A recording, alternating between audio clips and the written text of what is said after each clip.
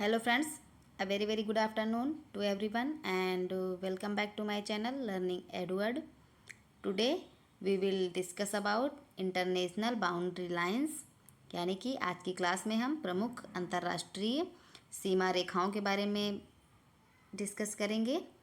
तो अंतर्राष्ट्रीय सीमा रेखाएं दो देशों के मध्य होती हैं, तो आज हम उनके बारे में डिस्कस करेंगे और हम उन मेन सीमाओं के बारे में डिस्कस करेंगे जो कि हमारे एग्ज़ाम में पूछे जाते हैं।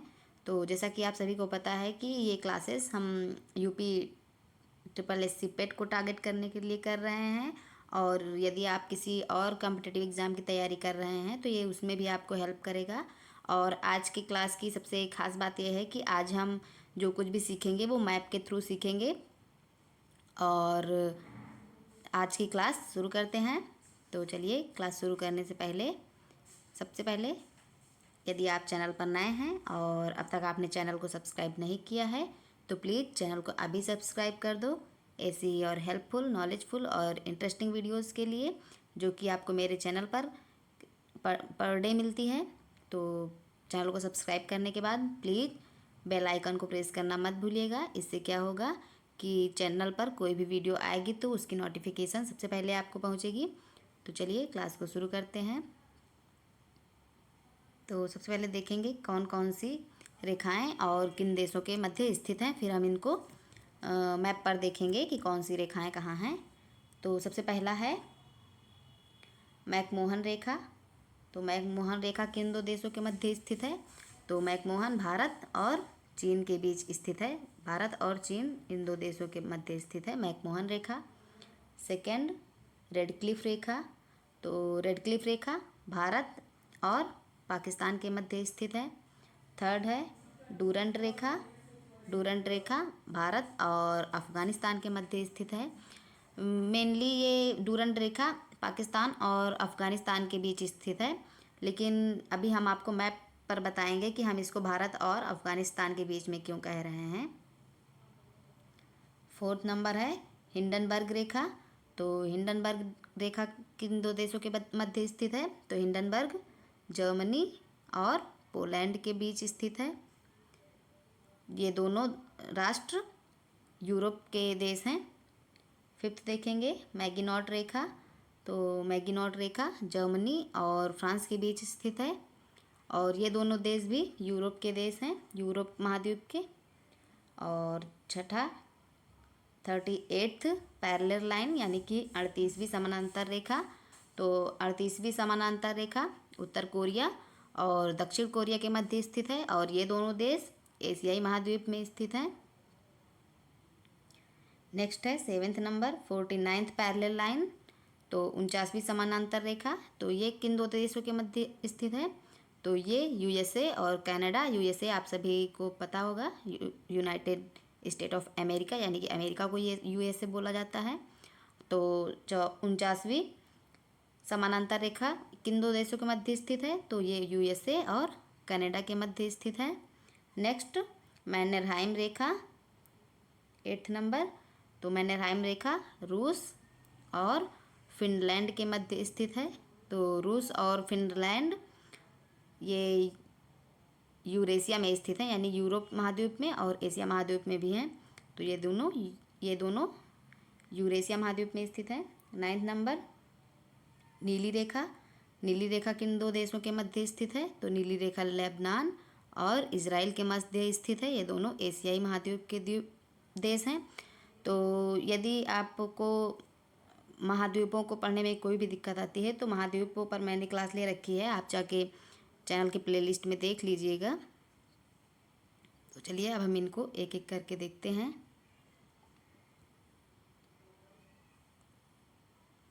तो सबसे पहले हम देखेंगे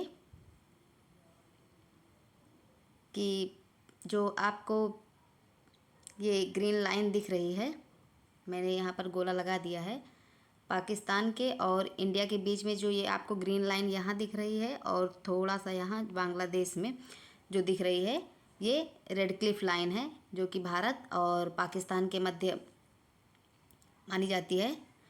तो जब 1971 में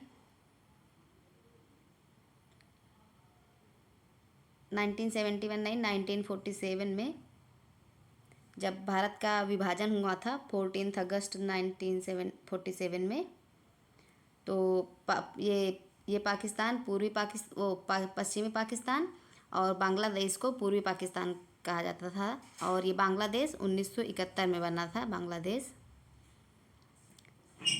तो इनके मध्य जो रेखा है वो रेड क्लिफ लाइन भारत और पाकिस्तान के मध्य है। नेक्स्ट देखेंगे डूरंड लाइन। तो मैंने अभी आपको बताया था कि डूरंड लाइन जब हम देखेंगे तो हम थोड़ा सा चर्चा इसके बारे में करेंगे।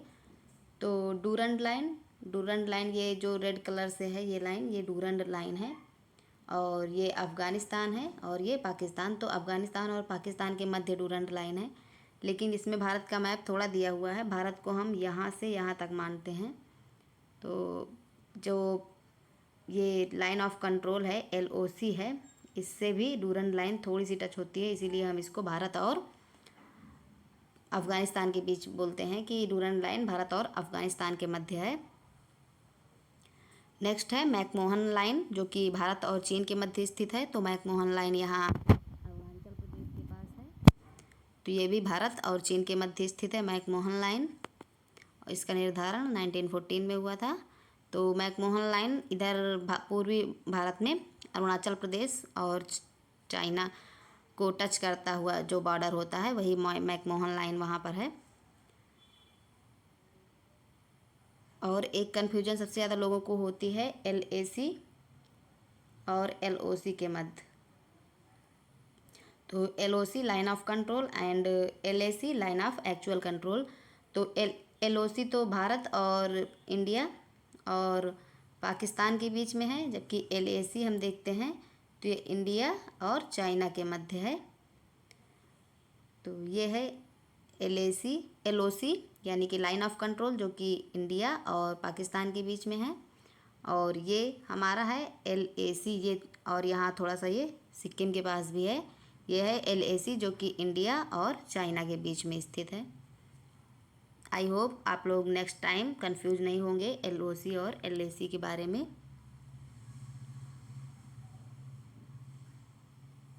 ये है वर्ल्ड मैप, इसी से हम आपको एक एक करके सब बताएंगे जितनी भी हम अंतर्राष्ट्रीय रेखाओं के बारे में डिस्कशन कर रहे हैं। तो सबसे पहले अभी हमने पढ़ा था 49वीं समानांतर रेखा यानी कि 49th पैरेलल लाइन। तो 49th पैरेलल लाइन किन दो देशों के मध्य है? तो अभी मैंने आपको बताया था 49th पैरेलल लाइन USA और कनाडा के मध्य स्थित है। तो ये USA यानी कि आपका अमेरिका और ये है कनाडा। तो इसके बीच में जो ये रेखा जिस रेखा द्वारा इन दोनों की सीमा का निर्धारण हुआ है वही है 49th पैरेलल लाइन। और आप यहाँ पर देख रहे होंगे कई झीलों के बारे में। तो ये बहुत ही प्रसिद्ध झीलें हैं, 5 ग्रेट लेक्स के नाम से जानी जाती हैं। इन 5 ग्रेट लेक्स के बारे में डिटेल डिस्कशन हम किसी और वीडियो में करेंगे। नेक्स्ट देखेंगे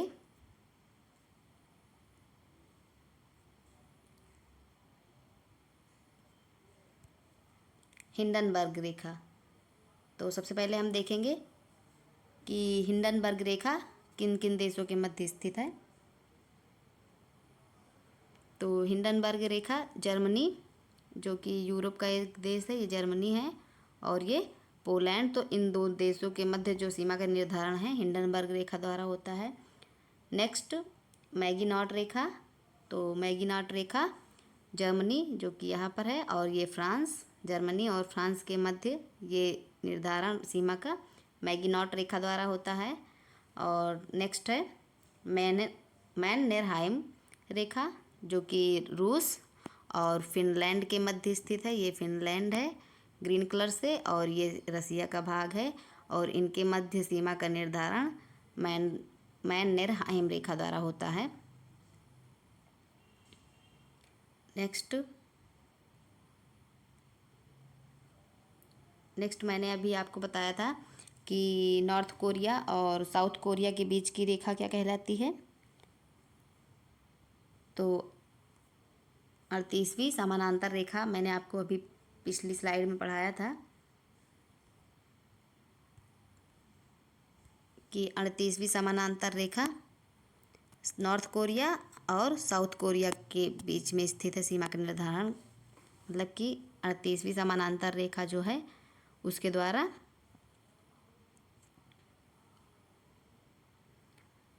नॉर्थ कोरिया और साउथ कोरिया की सीमाओं का निर्धारण होता है।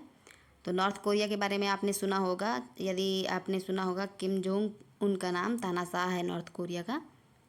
तो नॉर्थ कोरिया और साउथ कोरिया के मध्य 38वीं समानांतर रेखा है। और एक और रेखा मैंने अभी आपको बताई थी,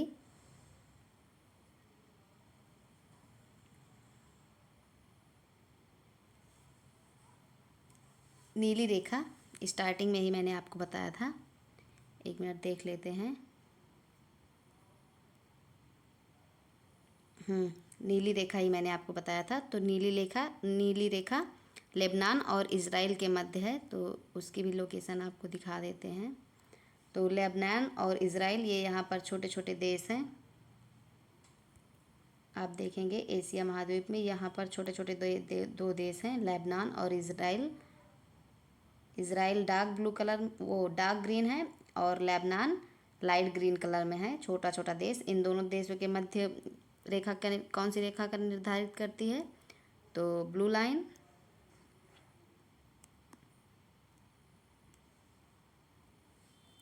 सो गाइस, आज की क्लास में बस इतना ही।